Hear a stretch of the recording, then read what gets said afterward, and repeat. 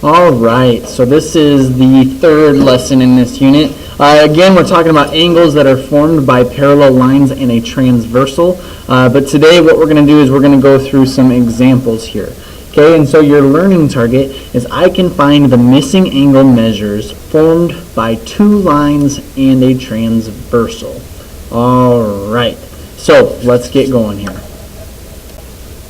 All right, so this first, in order to solve these types of problems, what we have to do is we have to use what we know about angle theories, and that what we know about angle theories was what we did kind of in the last video there, and that's going to help us solve these types of problems. So let's do this first example here. It says find each angle measure, and the first one we need to find is the measure of angle ECF.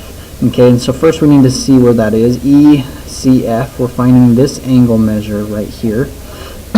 Okay, and what we know about the measure of angle ECF is that it is equal to the alternate exterior angle, which is, oh, can't do that. But we also know that another thing that this is equal to is the corresponding angle. And the corresponding angle would be this angle right here. And this angle is formed by line C, or angle CBG. Okay, so these are going to be equal here. Measure of angle BCG and the measure of angle ECF. And what we see here is that angle CBG is just 70 degrees. So the measure of angle ECF then, not ECE, ECF, is going to just equal 70 degrees. And that is our answer, right? And the reason why we know that is because of corresponding angles. Okay, so then now the second one here, the measure of angle DCE, we write that again, angle DCE, we know that that's this angle right here, DCE, 5x degrees. We know that there's vertical angles, this one right here, but we don't know what this angle right here is.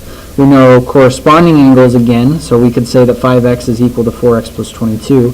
And alternate exterior angles, which we don't know this one. So we're going to use corresponding angles again, and we're going to say that that is equal to the measure of angle ABC. ABC. All right, so now let's plug in what we know. We know DCE is 5x degrees. So 5x then is equal to ABC is 4x plus 22. We want to solve 4x, so we just need to get x on the same side. That's what algebra tells us to do. So we're going to subtract 4x from both sides.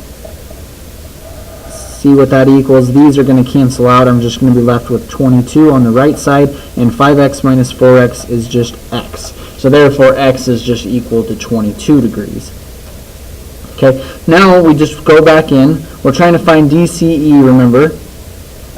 So the measure of angle DCE is equal to 5x. We're just going to substitute 22 in for x here. So 5 times 22. And I know that 5 times 20 is 100, and 5 times 2 is 10. So this is going to equal 110 degrees. Measure of angle D, if I could write DCE, is 110 degrees. Box that answer here. Give it a little smiley face, because that makes us very, very happy. All right, now on to example number 2. And example number 2 is the same type of deal. It says find each angle measure, and we're trying to find first the measure of angle EDG. That's this angle right here. That's x minus 30. And we know that with those we could use vertical angles. Those are congruent angles, but there we don't know anything here. We know corresponding angles, so we could say x minus 30 is equal to 2x minus 135. Or we could just do alternate exterior angles. Remember, that's on the exterior on the opposite side, so we could use this angle right here. We could say that the measure of angle EDG is equal to the measure of angle FBC. And this is awesome because we already know what measure of angle FBC is that's just FBC. It says it's 75 degrees. That means based on alternate exterior angles, the measure of angle EDG has to be 75 degrees as well. All right, so that's a fairly easy one. Now let's find the measure of angle BDG. BDG is this angle that's formed by x degrees here. We can say alternate interior angles, we don't know what this is. Vertical angles don't work, and corresponding angles don't work either. But we do know that same side interior angles, these two angles, say that those two angles will combine to make 180 degrees. They're supplementary angles, right? So we're going to go ahead and say that the measure of angle BDG plus the measure of angle ABD has to equal 180 degrees. That's what same side interior angles are. So let's plug those in now. We've got x degrees plus 2x minus 135. That's going to equal 180 degrees. And now this is simple algebra again. We have to combine like terms. X and 2x combine to make 3x minus 135 equals 180. Trying to get x by itself, so we're going to add 135 to both sides. We end up, these cancels out, we're left with 3x on the left side of the equal sign, and 180 plus 135 is 5, that's 315. Okay, so I'm going to go ahead and bring this back up over here since I'm running out of room. 3x equals 315, and the last step to get x by itself would just be to divide by 3 on both sides. And we end up getting x is equal to, what in the world? We got to grab our friend here, say hi friend.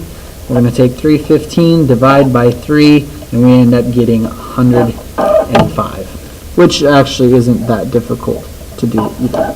Alright, so we found x is equal to 105. That doesn't mean that the entire degree is necessarily equal to 105, except that the measure of angle BDG is x degrees. So we can say the measure of angle BDG being equal to x degrees is 105 degrees. Most of the time what we'll have to do is plug 105 back in for x and then solve, but because we already knew that it was just x, we could just go ahead and clarify then that angle is 105 degrees. Alright, last example, example 3 says we need to find x and y in the diagram. Okay, that doesn't mean go, there's x, there's y. This isn't just a I Spy type of a thing. It's actually trying to identify what x and y are. Okay, so we've got 5x plus 4y, that's this angle right here. We know 5x plus 5y is this angle right here. Now we need to write down things that we know. That's the very first thing that we need to do. And we know that this angle is going to be equal to 55 degrees, and the reason for that is alternate interior angles. If we forget about line M here and just use line L and N as the two parallel lines, P being the transversal, those are going to be equal based on alternate interior angles. So we have 5x plus 4y equals 55 degrees. And then the other one that we know is 5x plus 5y is 60 degrees because of corresponding angles. Okay, so I'm going to write that one above that here as 5x plus 5y equals 60 degrees. Okay.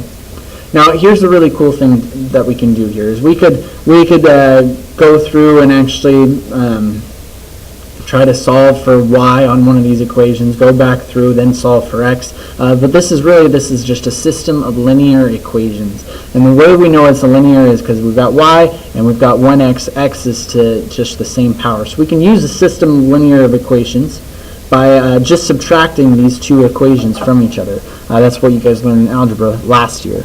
So we can subtract 5x plus 4y equals 55 degrees from 5x plus 5y equals 60 degrees, and we can get something for the value of y.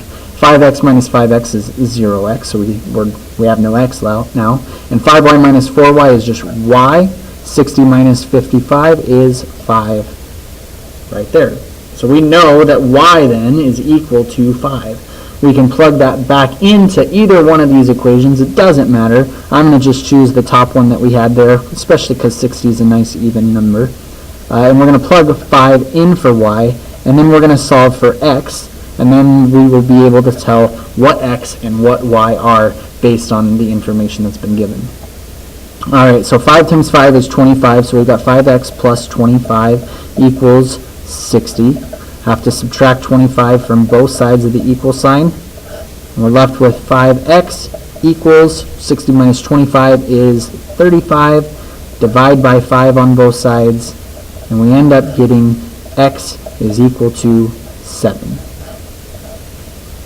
So therefore, x is 7 and y is 5. We've solved that system of linear equations. We're super happy. That's all we're doing today. Hope you enjoyed.